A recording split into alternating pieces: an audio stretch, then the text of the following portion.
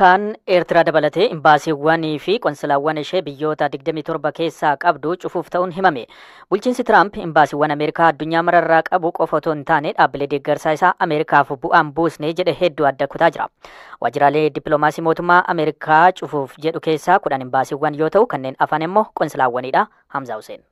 Ameerikaan imbaasii ishee Eertiraa jiru dabalatee kan biyyoota Afrikaa fi Awurooppaa keessa jiran hedduu cufuuf akka jirtu Reuters sanada waajjira dhimma alaa biyyattii wabeeffachuun gabaaseera. Akkaataa tarkaanfii bulchiinsa Tiraamp kanaan imbaasiiwwan ni cufamu jedhaman kurnan Eertiraa, Giriinaadaa, Lisootoo, Riippaabilika Giddugaleessaa Afrikaa, Legzambarg, Gaambiyaa, Riippaabilika Dimokiraatawaa Koongoo, Sudaan Kibbaa, Maaltaa fi Maaldeevis keessatti argaman ta'uu gabaasi Reuters kun ni mul'isa. Hariiroon Eertiraa fi Ameerikaa waggoota dheeraaf laafee ka ture yoo ta'u, imbaasiin Ameerikaa Asmaraa jiru ka hoogganamu ambaasaaddaraan osoo hin taane bakka bu'aa hojii raawwachiisaatiini. Ameerikaan erga Eertiraan bara 1993 walabummaa ishee labsattee booda imbaasii ishee Asmaraatti banatte. Dhiittaa mirga namoomaa Eertiraatti raawwatamu qeequu fi himachuun jalqaba irra jirtu Ameerikaan kunis akka hariiroon biyyoota lameenii laafu taasiseera. Wal dhibdee dippiloomaasii biyyoota lamaan gidduutti hammaate irraa ka'e imbaasiin Ameerikaa magaalaa Asmaraa jiru tajaajila viizaa achirraa kennu erga dhaabee tureera. Ministeerri muummee Itoophiyaa Abiy Ahmad erga gara aangootti dhufanii booda Itoophiyaa fi Eertiraa gidduutti wayita nagaan bu'u hariiroon Ameerikaa fi Eertiraas fooyya'insa agarsiisee ture. Haa ta'u malee Eertiraan loltoota ishee gara Tigraayitti bobbaasuun mootummaa Itoophiyaa tumsitee waraana Tigraay keessatti hirmaachuu isheetiin Ameerikaan himattee turte. Himachuu qofa osoo hin taane aanga'ootaa fi dhaabbilee biyyattii qoqqobbii keesse. Waajjira ministeera dhimma alaa US karoora imbaasii isaa Eertiraa jiru cufuuf qabate hojiirra kan oolchu yoo ta'e hariiroon biyyoota lameenii fageenyarra yookiin karaa qaama sadaffaan ta'a jechuudha. Dabalataan qonsulaawwan Ameerikaa cufamuuf jedhan 17 keessaa 12 ka caalan Awurooppaatti argamu. Imbaasiiwwanii fi qonsulaawwan cufamuuf deemaniin alattis imbaasiiwwanii fi qonsulaawwan hedduu of keessaa qabaachuun hojiiwwan dippiloomaasii hedduun ka keessatti hojjetaman Japaanii fi Kanaadaa ergama isaanii bakka tokkotti gurmeessuun hir'isuuf karoorri jira. Tiraamp erga gara aangootti deebi'as mootummaan Ameerikaa jaarmiyaalee adda addaa Ameerikaaf bu'aa hin buusan jedhee amanee cufuu fi gargaarsa taasifamaa ture adda kutaa jira. Kanarraa akka ka'e imbaasiiwwanii fi qonsulaawwan biyyoota addunyaa garaagaraa irratti argaman cufuuf yaada akka qabu ibseera bulchiinsi Tiraamp. Mootummaan Ameerikaa maallaqa waajjira ministeera dhimma alaaf ramadu keessaa gara doolaara biliyoona 30 hir'isuuf karoorse dhimma gaaffii baajata kana mana maree biyyattiif dhiyeessuuf qophaa'aa jira. Reuters waajjira ministeera dhimma alaa fi waajjira pirezidaantii US karoora jedhame kanarratti akka yaada kennaniif gaaffii dhiyeessus deebiin argan. Sanadi gaaffii baajataaf qophaa'e ka Reuters argate akka mul'isutti baajati ka amma jiru doolaara biliyoona 54 qabxii 4 irraa gara doolaara biliyoona 28 qabxii 4 tti hir'ateera. Akkasumas gargaarsi karaa dhaabbata USAID biyyoota alaaf taasifamaa ture doolaara biliyoona 38 qabxii 3 irraa gara doolaara biliyoona 16 qabxii 9 tti hir'ateera.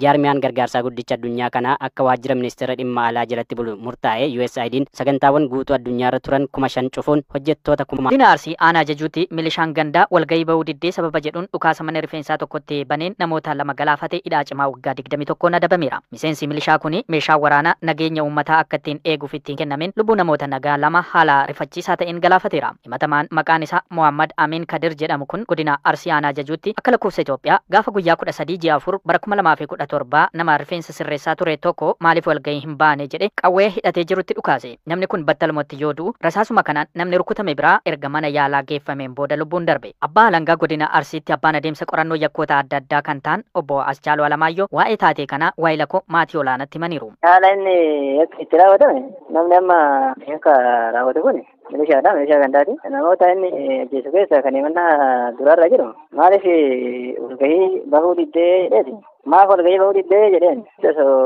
duraan kun deebii hin kennine. Rasaan itti dhukaase. Rasaan inni dhukaase kun immoo isa keessa waa'ee nama lammataa isaatidha. Kanaan hin du'anii. Namni du'e nama meeqa? Nama 2. Kanaan galmeen qoratameetiin erga dhiyaate booda himannaa irratti kanneen mana murtii olaanaatti kan booda manni murtii labbii irratti kenna jechuudha. Waajjirri poolisii aanaa jajuusi milishaa sababa walgahii maaliif hin baane jedhuun nama osoo hojiirra jiru ajjeese kana to'achuun galmee qulqulleessee abbaa alangaa godina Arsiitiif dabarse. Abbaan alangichaas ragaa namaa fi mana yaalaa dhiyeeffachuudhaan himatamaan kun yakka ittiin himatame lamaaninuu balleessanitti murtaa'eera. Haaluma kanaan galmee himannaa kanaa ilaalaa kan ture manni murtii olaanaa godina Arsii falmii gama lamaanii bu'uura godhachuudhaan dhaddacha akka lakkoofsa Itoophiyaa gaafa guyyaa 18 ji'a 7 bara 2017 oolen miseensi milishaa kilaashiidhaan lubbuu namoota 2 galaafate kun hidhaa cimaa waggaa 21 akka adabamuuf murteesseera. Eessatti bakkee yakki itti raawwatame? Haala gantuu gandaa baadiyyaa alaagaa duratti ka'e. Sababni yakka kana itti raawwateef maali? Namooti tarii eegas ragaan abbaan alangaa walitti qabe kanneen as maaltu jira? Sababni dhimma kanaa maaliif walgahii bahuu diddee malee waan biraan qabu. Tarii milishaan kun namoota kana wajjin haaloo duraa waan qabu waan adda bahee jira? Jiru haaloon qaban maaliif walgahii baddee itti dhukaasee ajjeese malee haaloo biraan qaban. Kilaashiidhaani? Manni murtii yoomi murtii kan kenne eessatti ilaalamaa ture adabbiin kennamee wagami? Mana murtii olaanaatti kan murtii kennan. Mana murtii olaanaa godina Arsii jechuun?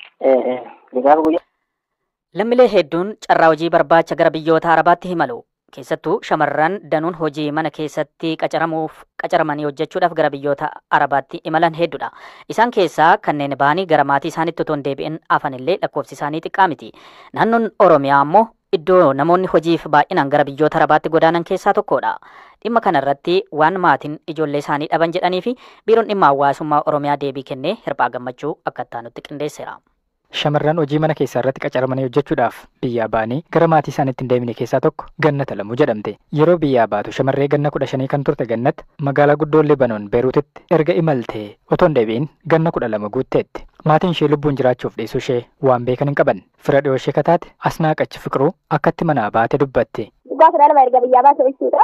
Eeggatti duraan bilbilti jarri nuti galtee baay'ee nan bilbilsiisanii maal jechaa turte.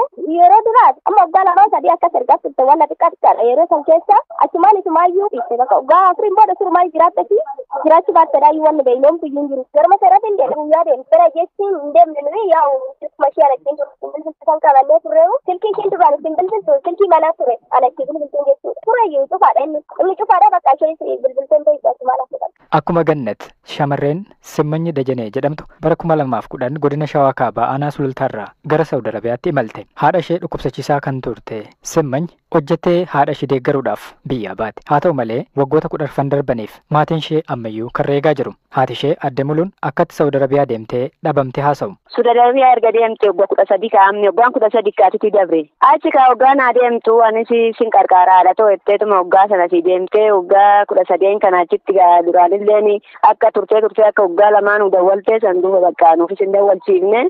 Mucayyoon tiidha inaanis dasitaa tokkorra na himeetu mangalaali shiroo qomoo oduma amma kana geechoo amma har'aa geeche kaa. Dhiyeenya erga barbaadamtee meedii irratti baate aduu 11 jiin ishii deengatti. Sanduuqa micoon namtee inanuma tiyyee maraata malee ushatteetuma micoon mataa nu sirrii mootu ushatteetuma na laalti. Dhiyoo tana kaa ijoolleen gamnaanii jiraan duutus gaduumtuu naa barbaada malee sagalee waraabanii daa'imti meediyaa gallakkistee meediyaa irratti waa galannaa ga'u asitti siniifis hafuurri ishii naa dhaga'ame. Shamarree Tiikii Miidhagsoo akkasuma waggaa 14 dura Sulultaarraa gara Yemen deemte. Tiikiin sayyuu ishee wajjiniin jalqaba biyyaa ba'anii turan. Amma garuu lubbuun jiraachuuf dhiisuun ishee wanti beekamu hin jiru.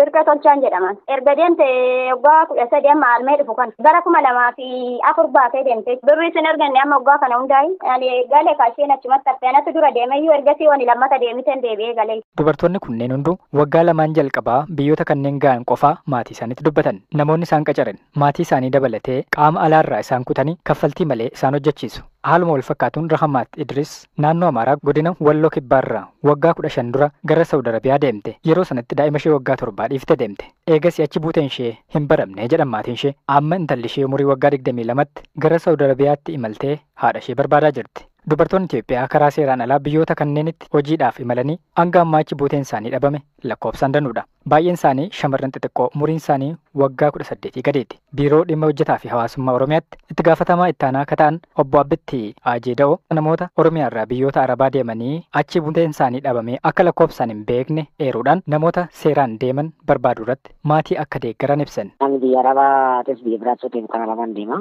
Karaa seeraa fi karaa seera qabeessa hin taane kan deemu jira. Karaa seera qabeessa deeman yoo ta'e dokumentiin akka biyyaatti karaa federaatiin tiriitta'a. Yoo maatinitti baate nama seeraan deemu yoo ta'e kamiyyuu ragaan argama waan ta'eef warra federaalaa wajjin dhimma biyya alaatiinis warra wabii biyya alaa hooggansa sadarkaa federaatiinis dubbachuun hin danda'ama. Ebaluu rakkoon ga'ee kan jedhamee nu bira ga'e hin jiru abbaan yoo nu gaafate immoo qulqulleessuu dandeenya. Karaa federaatiin gaafannee namni kun karaa inni ittiin deemu qulqulleessinee miidhaa isarra ga'e sana warri akka biyyaatti biiroon haajaa dhimma biyya alaatis warra isaan bobbaase sanii wajjin bobbi biyya alaa kan jedhamu ejensii ittiin bobba'utu jira. Ejensii isaanii wal qunnamsiisa biyya alaa arguutu jira waan ta'eef kana qulqulleessuun. Inni baay'ata qabaa jaawar. Baay'ata mootummaan federaalaa Shimallis Abdiisaa miliyoona meeqa geesse?